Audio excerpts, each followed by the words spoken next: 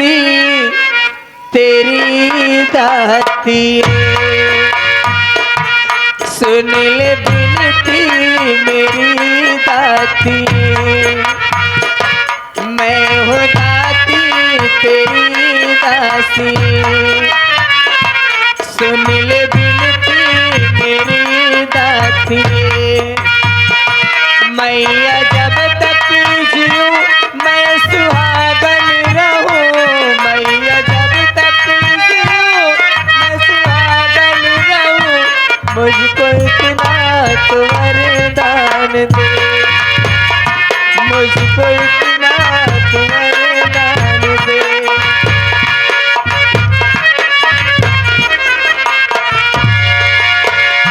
प्राण से मेरा प्यारा पति, प्राण से मेरा प्यारा पति, मुझसे बिछड़े ना रूठे कभी, मुझसे बिछड़े ना रूठे कभी।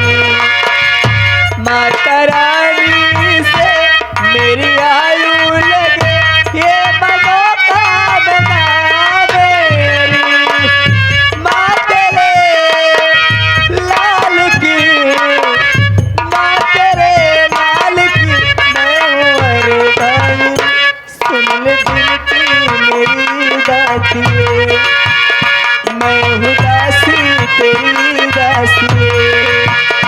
मैया जब तक जीऊं मैं सुहागन रहूं, मैया जब तक जीऊं मैं सुहागन रहूं, मुझको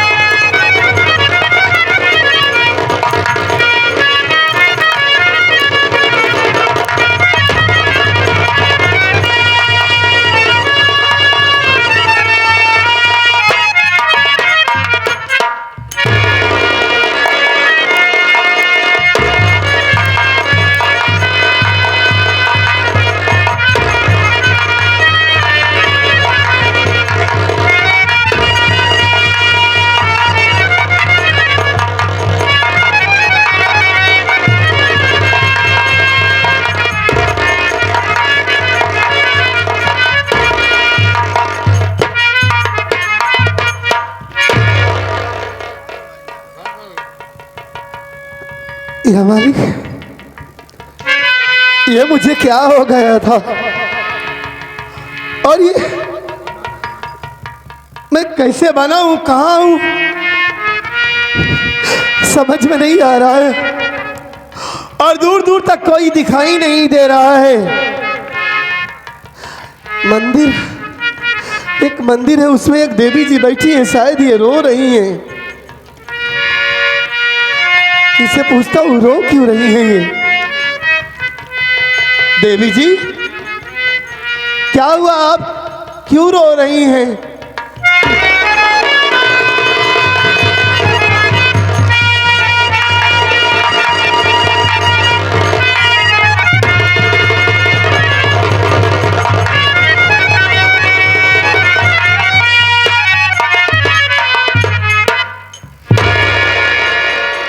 अरे कजरी तुम हो, मैं सोचा ये कौन देवी जी हैं जो रो रही है।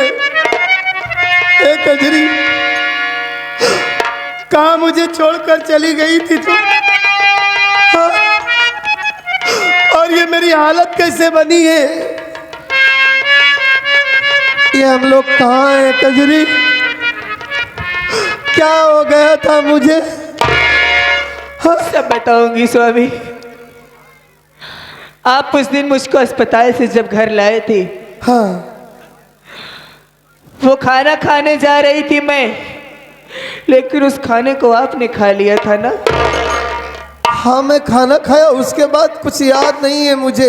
उस खाने में आपकी माँ ने मुझे मारने के लिए जहर मिलाया था स्वामी, लेकिन वो खाना आपने खा लिया और आप पागल हो गए।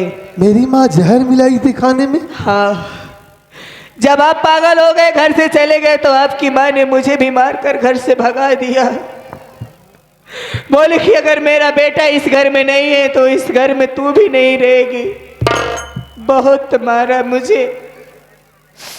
आपको ढूंढ रही थी दर बदर लेकिन नहीं पाई, लेकिन माता रानी की ऐसी कृपा हुई कि आप मुझे मिल गए और आज उन्हीं के आशीर्वाद से आपका पागलपन भी ठीक हो गया स्वामी। मैं पागल हो गया था, या मालिक तेरा लाख लाख शुक्र है कि वक्त पर ये सब तुम्हारी दुआ है कजरी। तुम्हारी आराधना प्रार्थना से मैं ठीक हो गया। तुम कह रही कि मेरी माँ ने खाने में जहर मिलाया था। मेरी माँ इतना हद तक गिर सकती है, मैं ये कभी नहीं सोचता था। ये विश्वास ही नहीं हो रहा है मुझे कि मेरी माँ तुम्हें जान से मारना चाहती थी। खैर कोई बात नहीं, वो दहेज की लालची इंसान है, उसकी नजर में सिर्फ पैसा ही सब कुछ है, दौलत ही सब कुछ है। कजरी तुम मुझे मिल गई, दुनिया की सारी खुशी मुझे मिल गई। अब हम घर नहीं चलेंगे तो कहाँ जाएंगे? ऐसी माँ के पास नहीं जाएंगे, नहीं तो वो फिर से हम सबको जान से मार देगी। वाकई में वो माँ नहीं है, एक डायन है वो। मैं तुम्हें, अरे पगली, जहां मेरी ड्यूटी लगी थी कल्पनापुर, अब हम वहीं पर रहेंगे और हमेशा तुम्हें अपने साथ में रखूंगा। कभी तुम्हें अलग नहीं करूंगा और ना ही तुम्हें वहां जाने दूंगा। तुम चिंता मत करो। चलो यहां से चलते हैं। हाँ? मालिक का लाख लाख शुक्र है कि तुम मिल गई। चलो।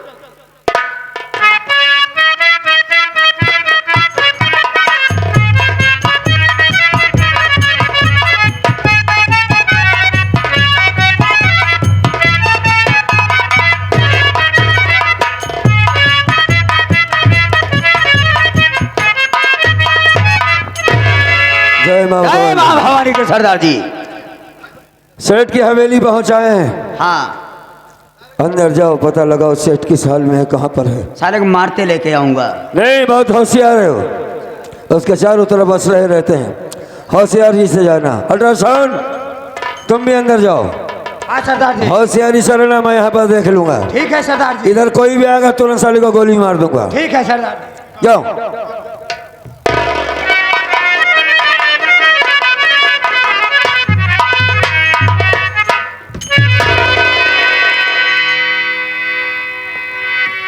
बहुत बड़ा खजाना लेके आया हूँ सरदार जी।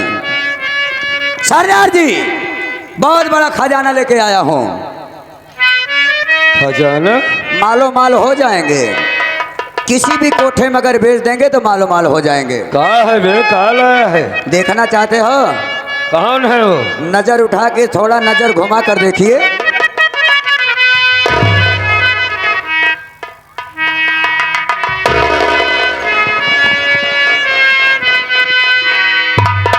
लौंडिया कौन है बे? किसकी लड़की है? उसी हवेली में थी साली है। हवेली में थी? हाँ। क्या हुआ, रंजीतो नहीं देखा? कौन हो तुम? मैं रंजीत की बहन हूं। मैं अच्छी जिंदगी में पहली बार आज तुमने अच्छा काम किया है। सुन लो, आज मैं तुम पर बहुत खुश हूँ। हराम खोर गद्दार साला रंजीतवा की ये बहन है। हमने कसम खाई है कि उसके परिवार में, उसके खानदान में कोई नहीं बचेगा। मार देते साली का गोली का निशाना बनाओ। नंबर 1। रुक जाइए, आप मुझे गोली मारकर क्या पाओगे? क्योंकि मैं पहले से मर चुकी हूँ। मर चुकी है? हाँ। तो बात कैसे कर रही है? बात यही कर रही हूँ कि कहीं आप कर्मा तो नहीं हो?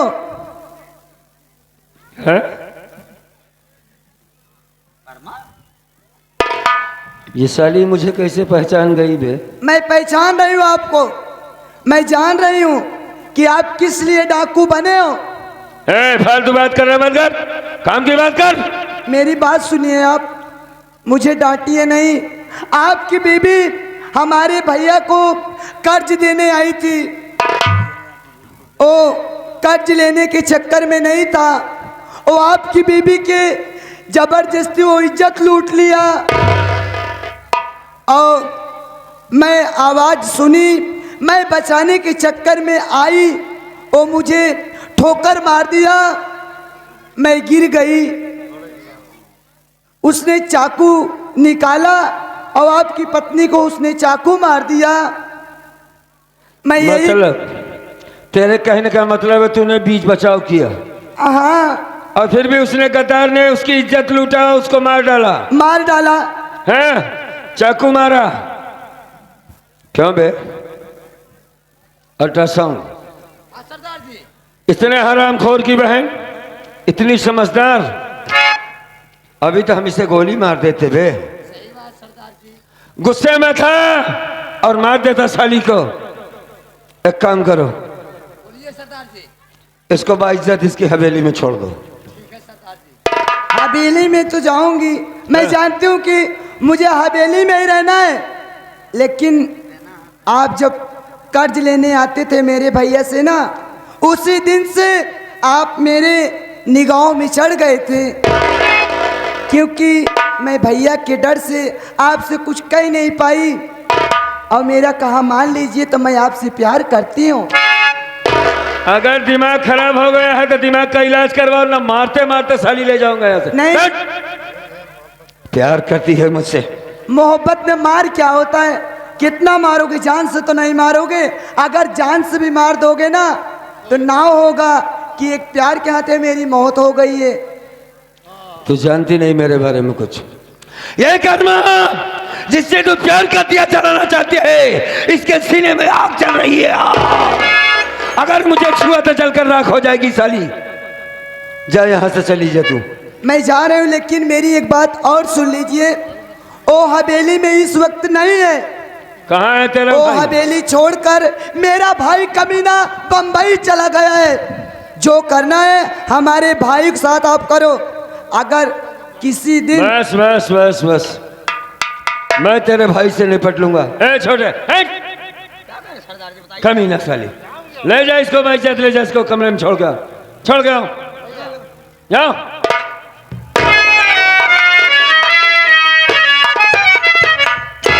प्यार करने आई है साली हमारी दुश्मन की बहन। एक काम कर रहे, सरदार जी। एक चिट्ठी लिख उस कुत्ते के नाम। चिट्ठी? हाँ लिख, लिख साले का नाम। उसने साला धोखे से हमारे साथ धोखा किया था, मैं मर्दों वाला काम करूंगा। लिख चिट्ठी। हाँ, क्या लिखना है? रंजीत ओबराय। रुक जा, पहले टाइटल में लिखाई दे। श्रीमान सेवा में। अबे चुप साला, श्रीमान सेवा लिख रहा, खाली इतना लिख। लिख का खाली इतना लिख? फालतू नहीं, टाइम नहीं मेरे पास। इतना लिख कि रंजीत ओबराय।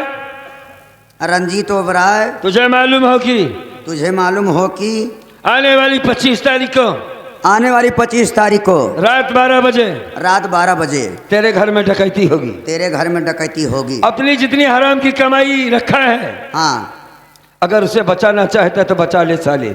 अपनी जितनी भी हराम की कमाई रखा है, बचाना चाहता है तो बचा ले साले, कुत्ते कमीने हरामजादे बेगर सीजन की पैदाइश। ठीक लिखा है। हाँ, तेरा दुश्मन, तेरा दुश्मन डाकू हसीना। डाकू हसीना हमारे कहे नमूना लिखवा हुआ था। साले पहले तू ही गोली खाएगा। लिख। डाकू हसीना। तेरा भी नाम डाल दूं बे? नहीं मान।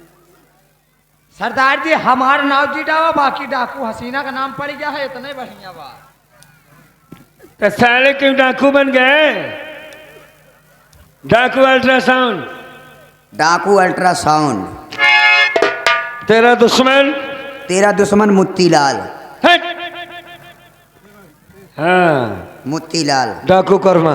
डाकू कर्मा अपनी हिफाजत के लिए पुलिस लगवा सकता है, फोर्स लगवा सकता है। अपनी हिफाजत के लिए पुलिस लगवा सकता है, फोर्स लगवा सकता है। हमें कोई डर नहीं है। मुझे कोई डर नहीं है। चल ये लेके बस बस चल। बस, हो गया हो गया। चल हो गया हो गया। अरे साले से काट, काट इसे। अबे साले से काट। सारे गोटा जाऊं ना है ना, काट उसे।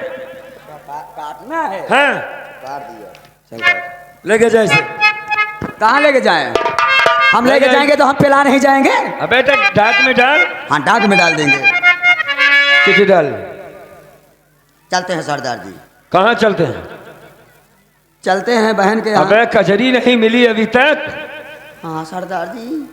कल्पनापुर चलना जरूरी है और उस कुत्ते का वध करना जरूरी है। आप लोग जाइएगा नहीं, रात भर जैसे अपनी मर्जी से बैठे रहे, ज्यादा नहीं, 20-25 मिनट और बैठिए बस। चल डाल। हो गया?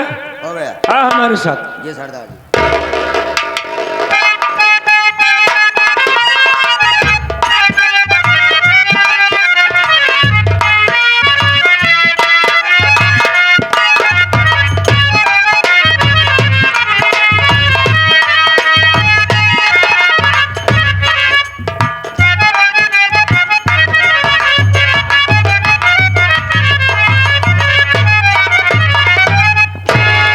साला डाकू कर्मा का आतंक इस इलाकों में। जय हिंद जय हिंद। ये बताइए कि आप लोग कैसे पुलिस वाले हैं?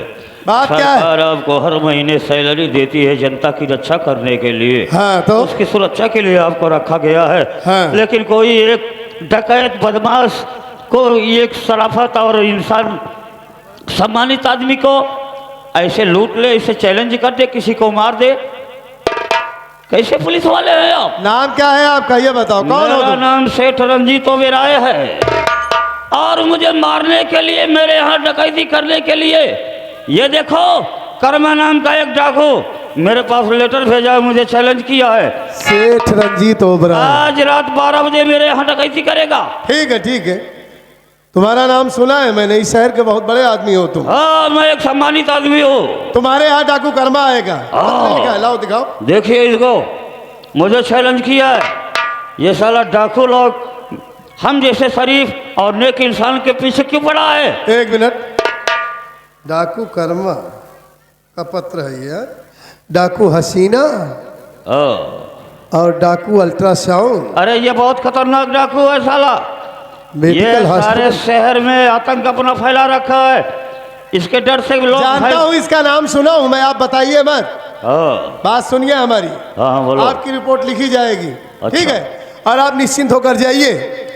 ये बहुत अच्छी खुशखबरी आपने मुझे सुनाया है। अरे कैसे मैंने, मुझे भी डाकू कर्मा की तलाश है बहुत दिनों से, उसका पीछा कर रहा हूँ, कुछ खबर नहीं मिल रही थी।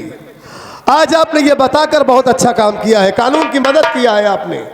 और आप चिंता मत कीजिए, डाकू कर्मा यहाँ जिंदा आएगा आपके यहाँ, लेकिन वो जिंदा जा नहीं पाएगा, उसकी मौत उसे लेकर आ रही है। अरे यही तो मैं आप चाहता हूँ। जाइए, मैं आपसे वादा करता हूँ कि पूरी पुलिस फोर्स आपके हवेली के चारों तरफ लगा दूंगा। अगर तुम्हारे थाने में कम पुलिस वाले हो, कम फोर्स हो, तो बाहर से फोर्स मंगाओ, लेकिन मेरी सुरक्षा करो। आपको बताने की जरूरत नहीं है सेठ जी, हाँ। ये मेरा फर्ज है।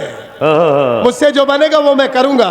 ठीक है, आपके यहाँ एक परिंदा भी नहीं पर मार पाएगा, बस हाँ। आप चिंता मत ठीक है, कीजिए, ठीक है, जाइए। ठीक है, मैं चलता हूँ। हाँ, जाओ। लेकिन पूरा प्रशासन मेरे हवेली के चारों तरफ लगा कुछ दो। नहीं होगा आपको, ठीक है, ठीक है। जाओ।